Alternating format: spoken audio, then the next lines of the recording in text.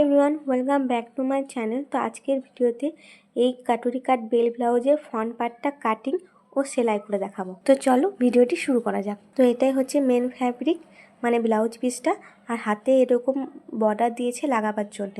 আর আমি অস্ত নিয়ে নিয়েছি 80 সেন্টিমিটার। তো প্রথমেই আমি কাপড়টিকে দু ভাঁজ করে নিয়েছি ফ্রন্ট পার্টটি কাটার জন্য। সামনের দিকে একটা সোজা লাইন টেনে নেবো কাপড়টি সোজা রাখার জন্য, আর ওপরে একটা সোজা লাইন টেনে নেবো। এখান থেকে ব্লাউজের লেন্থের মাপ নেব। তো এখানে আমার ব্লাউজের রেডি লেন্থ হচ্ছে 14 ইঞ্চি, আর 1.5 ইঞ্চি নেব এক্সট্রা মার্জিনের জন্য। তো 15.5 ইঞ্চিতে আমি দাগ দিয়ে দিলাম, আর এখানেও একটা সোজা লাইন টেনে নেব। আর সামনের দিকে এক্সট্রা 1/2 ইঞ্চি আমি একটা লাইন টেনে নিলাম হাইকের পট্টির জন্য। এবার নেব শোল্ডারের মাপ। এখানে শোল্ডার হচ্ছে 13 ইঞ্চি, তার হাফ নেব 6.5, আর আর্ম হোল নিলাম 6 ইঞ্চি দাগ। এই দুটি দাগও একটা সোজা লাইন টেনে এবার নেব চেস্টের মাপ। তো ব্লাউজের চেস্টের সাইজ হচ্ছে 32 ইঞ্চি, তার 1/4 হচ্ছে 8 ইঞ্চিতেই দাগ দিলাম, আর 1.5 ইঞ্চি নিলাম এক্সট্রা মার্জিনের জন্য। কোমরেও তাই, কোমর হচ্ছে 24, তার 1/4 হচ্ছে 6 ইঞ্চিতে দাগ দিয়ে 1.5 ইঞ্চি নিলাম এক্সট্রা মার্জিনের জন্য। এই দুটি দাগে সোজা একটা লাইন টেনে নিলাম। এবার ফ্রন্ট আর্ম হোলটা শেপ দেওয়ার জন্য ভেতরে একটা লাইন টেনে 1 ইঞ্চি পয়েন্ট করে রাউন্ড একটা শেপ দিয়ে দিলাম। এরপর করব বেল্টের মার্কিং, সেজন্য নিচের দিক থেকে 3.5 ইঞ্চিতে দাগ দিলাম, সোজা একটা লাইন টেনে নিলাম। তোমরা তোমাদের ইচ্ছে মতো বেল্টের চওড়া কম বেশি করে নিতে পারো। তারপর সামনের দিক থেকে 1/2 ইঞ্চিতে পয়েন্ট করে রাউন্ড একটা শেপ দিয়ে দিলাম। এবার গলার মাপটা নিয়ে নিই। যেহেতু এটা বোট নেক ব্লাউজ, সেজন্য গলার একটু চওড়া আমি বেশি নেব 3.5 ইঞ্চিতে, আর লম্বাতে নেব 6 ইঞ্চি নিয়ে একটা বক্স বানিয়ে গলার শেপ দিয়ে দেবো। তো এখানে আমি পান গলা করছি, তোমরা তোমাদের ইচ্ছে মতো গোল গলা চৌকো গলা করে নিতে পারো। এবার কাটুরিটা শেপ দেওয়ার জন্য গলার দিক থেকে 5 ইঞ্চি, নিচে বেল্টের দিক থেকে 5 ইঞ্চি, আর আর্ম হোলের দিক থেকে 2.5 ইঞ্চিতে পয়েন্ট করে এই সব পয়েন্টগুলিকে জুড়ে রাউন্ড শেপ দিয়ে কাটুরিটা এঁকে নিলাম, ঠিক এভাবে। তো এখানে আমাদের ব্লাউজে মার্কিং কিন্তু কমপ্লিট। এবার করে নেব কাটিং।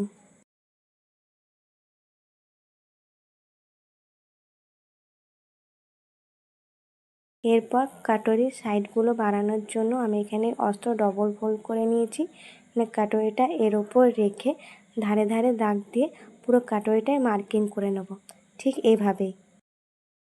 এবার নিচের যে লাইনটা আছে সেটা দুপাশে 1 ইঞ্চি 1 ইঞ্চি করে দাগটা একটু বাড়িয়ে নিলাম। এবার সেই লাইনটার মাঝখানে ঠিক নিচের দিকে 1.5 ইঞ্চিতে একটা পয়েন্ট করব, আর উপর দিকে দু সাইডে 1/2 ইঞ্চি বাড়িয়ে একদিকে স্ট্রেট লাইন আর একদিকে রাউন্ড শেপ দিয়ে দেবো। আর নিচের দিকে যে 1.5 ইঞ্চি পয়েন্ট করলাম সেটা কোনাকুনি ঠিক এভাবে মিলিয়ে নেব। তো এখানে কাটরি মার্কিং আমাদের কমপ্লিট। এবার করে নেব কাটিং। তো ব্লাউজের সব পার্টগুলো কিন্তু এখানে কাটা হয়ে গেল। এবার মেন ফ্যাব্রিকের উপর রেখে কাটিং করে নেব। তো এখানে দেখতেই পাচ্ছ আমি অস্ত্রের সাথে মেন ফ্যাব্রিকটা কিন্তু কাটিং করে সেলাইও করে নিয়েছি। এবার তৈরি করব কাটরি পাফ। তার জন্য কিন্তু কাটরিটাকে প্রথমে মাঝখানে ফোল্ড করলাম, নিয়ে মাঝখানে একটা সোজা লাইন টেনে নিলাম। সেই লাইনের দুপাশে 1 ইঞ্চি 1 ইঞ্চি মার্ক করলাম, আর ওপর দিক থেকে 3 ইঞ্চি মার্ক করে কোনাকুনি দাগগুলি মিলিয়ে নিলাম, ঠিক এভাবেই।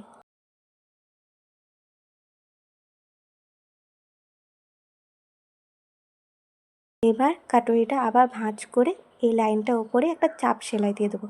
তো দেখতেই পাচ্ছ কাটরিতে কত সুন্দর একটা পাপ তৈরি হয়ে গেল। ব্যাস, এবার কাটরিটা ব্লাউজের সাথে অ্যাটাচ করব। সেজন্য কাটরির সোজা দিকটা আর ব্লাউজের সোজা দিকটা মুখোমুখি রেখে 1/2 ইঞ্চি বরাবর সেলাই করে নেব। এবার ব্লাউজের নিচের দিকে বেল্ট অ্যাটাচ করব। তার জন্য মেন ফ্যাব্রিকটা ব্লাউজের সামনে আর অস্ত্রটা ব্লাউজের ভেতরে ঠিক এইভাবে রেখে 1/2 ইঞ্চি বরাবর সেলাই করে নেব। এইরকমভাবে বেল্ট অ্যাটাচ করা একটাই কারণ, যে সেলাইটা ভেতর দিকে চলে যায় আর ফিনিশিংটা খুব সুন্দর আসে। এরপর উপরেও একটা চাপ সেলাই দিয়ে পুরো বেল্টটা সেলাই করে নেব, আর বাড়তি যে কাপড়গুলো আছে সেগুলো কাটিং করে নেব। এবার গলাটা ফিনিশিং করে নিই। তার জন্য আমি ক্রস পট্টি নিয়ে নিয়েছি, গলার ধারে রেখে 1/2 ইঞ্চি বরাবর সেলাই করে নেব। তারপর গলার ধারে ছোট ছোট কাট লাগিয়ে পট্টিটা ডবল ফোল্ড করে ভেতর দিকে চাপ সেলাই দিয়ে দেবো। তো নিচেও আমি পট্টি লাগিয়ে ফিনিশিং করে দিয়েছি, আর ব্লাউজে আরেকটা পার্টও রেডি। এবার মেপে দেখে নেবো গলার দিকটা ছোট বা বড় আসছে কিনা। তো এখানে একদম পারফেক্টই আছে। এবার লাগাবো হুঁক। তো তার জন্য আমি এখানে দুটো পট্টি নিয়ে নিয়েছি, একটা অস্ত্র আর একটা হচ্ছে মেন ফ্যাব্রিকের। দুটোরই চওড়া হচ্ছে 2 ইঞ্চি। এবার অস্তর যে পট্টিটা আছে সেটা ব্লাউজে একদম ধারে রেখে 1/2 ইঞ্চি মতো সেলাই করে নেব। এবার পট্টিটা উল্টে নোকে করে একটু চেপে নিলাম। তারপর মেন ফ্যাব্রিকের যে পট্টিটা আছে সেটা ফোল্ড করে এর ওপরে রেখে একদম ধারে ধারে সেলাই করতে হবে, ঠিক এভাবে। তারপর 1.5 ইঞ্চি গ্যাপ দিয়ে আমি এখানে হুকের পয়েন্টগুলো করে নিলাম। এখন যেই পয়েন্টগুলো করেছি এর দুপাশে আমি সেলাই করব, আর মাঝখানে 2 সুত মতো ফাঁক রাখবো, যেন হুকের মুখটা শুধু বেরোয়।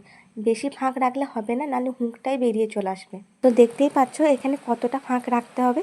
এবার এক এক করে সব হুকের ঘরগুলোই আমি করে নেব। তো এইখানে আমার হুকের ঘর করা কমপ্লিট। মাঝখানে যে সেলাইটা আছে সেটা আমি ওপেনার দিয়ে খুলে নেব, যেন হুকের মুখটা ঢোকাতে পারি। এবার হুকটা ঢোকাবার জন্য উপরে যে পট্টিটা আছে সেটা সরালেই ফাঁকগুলো পুরো স্পষ্ট বোঝা যায়। সে ফাঁকে হুকের মুখগুলো ঢুকিয়ে ঠিক এভাবে হুকটা উল্টে নেব। এভাবে হুক লাগালে হুকটা ছেঁড়ার ভয় থাকে না, আর দেখতেও কিন্তু খুব ফিনিশিং লাগে। ব্যাস হয়ে গেল হুক লাগানো। এবার পট্টিটা ডবল ফোল্ড করে ভেতর দিকে চাপ সেলাই দিয়ে দেবো। তো তৈরি হয়ে গেল আমাদের কাটুরি কাট বেল ব্লাউজ। এবার আমি ব্যাক পার্ট আর স্লিপটাও অ্যাটাচ করে নিয়েছি। ভিডিওটি ভালো লাগলে একটা লাইক ও শেয়ার করবে, আর এরকম আরও নতুন ভিডিও পেতে চাইলে চ্যানেলটি সাবস্ক্রাইব করতে ভুলবে না। দেখা হচ্ছে পরের ভিডিওতে। বাই।